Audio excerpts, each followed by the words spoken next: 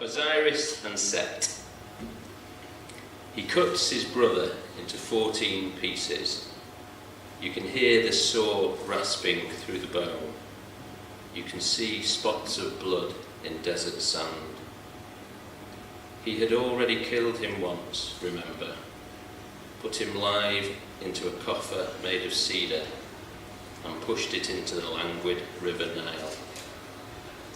The wife, sister of the man, had gone off, and after long searching, found where the surf had thrown it up to be incorporated whole into a growing tree. And now she could bear him a child, if you remember, having recovered him with magic hand. But only once his brother has come again to cut and scatter his 14 pieces.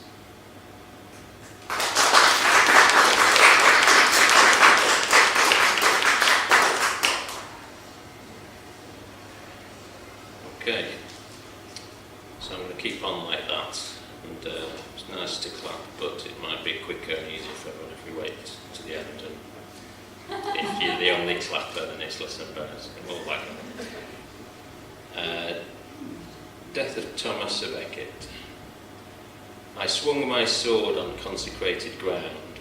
Its arc was like a censer's, and the sound a soft swooshing, slow.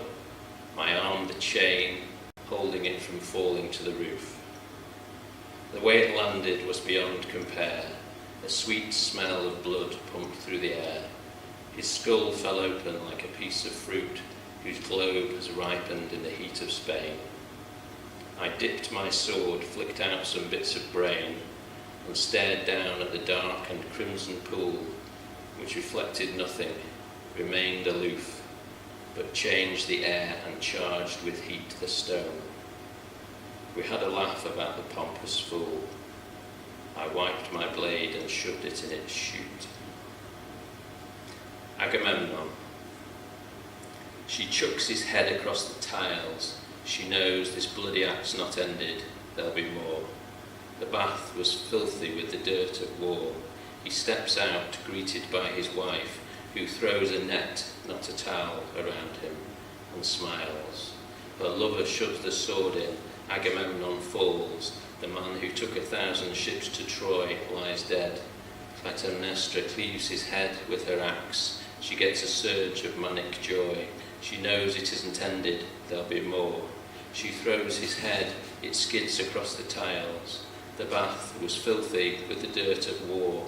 He's greeted by his wife, who smiles and throws a net, not a towel, and Agamemnon falls. Marduk. He goes to see her underground, the steps descending round and round, who sings descending minor scales and tries to keep her nerve but fails.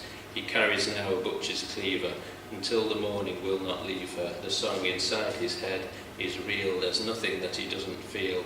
The notes keep sliding down and down. He's lost touch with his friends in town. Persephone is all he knows. He watches everywhere she goes. He knows she whores about, and that is why the cleaver's out. Caesar. Oh yes, we feminized Caesar all right. We covered him in cunts, all on the bleed. Like a gang rape it was, we stuck our small daggers in, staring at his helpless face. I gave it to him last, down on his knees, who went from emperor to slaughtered lamb in one long instant. Casca comes in first, deftly plants his blade, makes Caesar burst, like the Tiber overflowing or a dam. The Senate and the crowd as one now flees, as Cassius and the rest takes turns to place a fresh gash in the great man. I've it all playing over and over through my head, how I come now and send him into night. Charles I. You don't know who I am, but you do know that I wore a black mask, that I swung the axe skillfully with a single blow. The head was held aloft. Then it was slung into the black velvet coffin. So much blood. But then there always is. I get my fee. When I put out my hands, it's understood. Yes, I will, and it please your majesty. The crowd watches the blade, sees it pause, then drop. I keep my eyes on the back of his neck. I made sure it was keen, used an old whetstone. It always seems to hang there at the top, and the axe goes right through to the block. I can still feel it jar, passing the bone. Salome and John the Baptist. She came and asked me what to ask him for. She had danced the dance of the 7 veils for him, my new husband, her new stepfather, and he was pleased. She gave him great pleasure. Her fierce grace and cool ardour were widely known. By the end of it, all his white doves had flown. His face was red and beaming. She was prone, like a girl of ill repute at leisure, exhausted from the frenzy of the veils, which comes about so slowly when done well.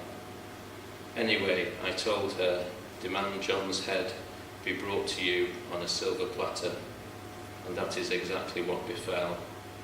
It was a thing to see his severed head. Right, so that gloomy lot. Maybe a few a bit different to reality. Her hair is not its natural colour. Her eyes conceal, will not engage my gaze, and her lips, though pretty, would be fuller. Why then am I distracted through my days? She has a slim figure, I'll give you that, trim, though her breasts are a little bit small, and gravity has given them a pull. So why then, when she's there, does my heart brim? She speaks well, her teeth are good, and she knows everything a woman needs to know. But what about her temper tantrums, though? How come I love her more just after those?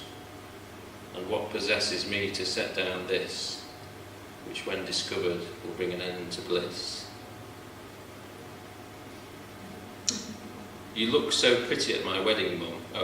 For this one, you need to imagine I'm a woman. That's about all the introduction needs, I think. You look so pretty at my wedding, Mum. The sort of thing you never wore at home. Expensive and chic, bluest zingy blue. A life you didn't know but were born to. You carried off that hat with such panache, as if you'd never cooked or mashed the mash. Your smile unhindered and full of wild grace, fretting at my tresses and my lace. Having chosen that day, I was unfree, a harder thing for modern girls to be. It was as though you had a great secret you were keeping, something infinite. I would ask you, now you're gone, I would tell you how you looked in that bluest zingy blue.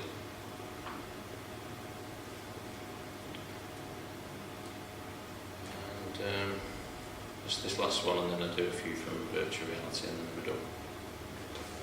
The narrow glen is different now, but 20 years ago, the soft green floor was decked with primroses, and light filtered through the mossy trees. I was going crazy at the time, and this place, returning, stayed the same. Each spring I'd come and walk up past the shed to the mill pond by the disused lade. It was a sanctuary. The yellow flowers signified returning years. The stream still moving never moved, as I in anguish loved. What is it that has changed since days when I would plunge my head into icy water, numbed and gleeful and bitter? The sawmill's been repaired, and sometimes water flows along the lade. The trees still filter light down from the sun, but the primroses have gone.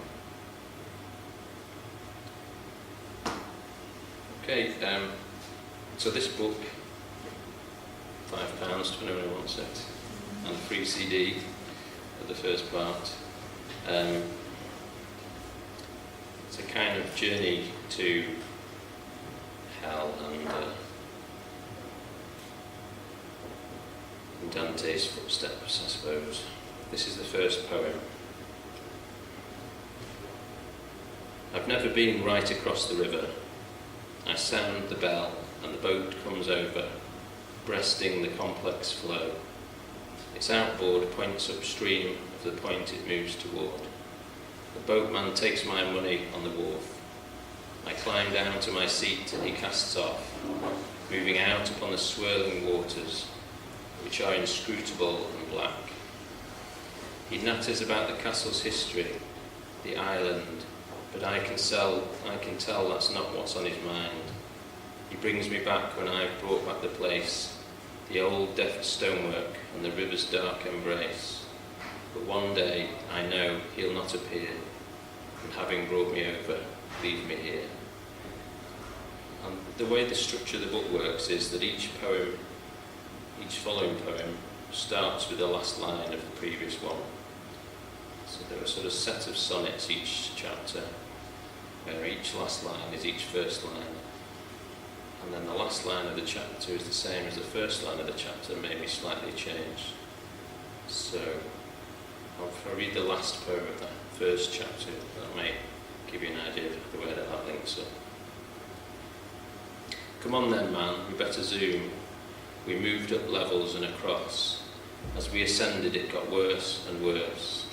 I wondered quite what could have become of all these men and women that they were so punished by their own lives, their actions. It seems hopeless, I said, these visions, these sufferings. Afraid I can't offer any solace, friend, he continued. Whenever it gets to the end, you can only face the truth, and for most of us the bare truth is pretty unbearable, no solace. Almost everyone who's ever drawn breath has never been right across the river. And so it goes on. And I'd just like to read one more poem. It's a bit of a favourite.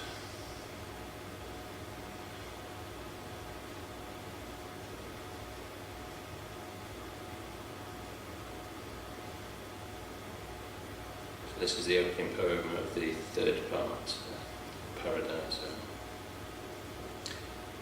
Every atom of my body was ablaze with energy, as if a solar wind of subatomic particles streamed through.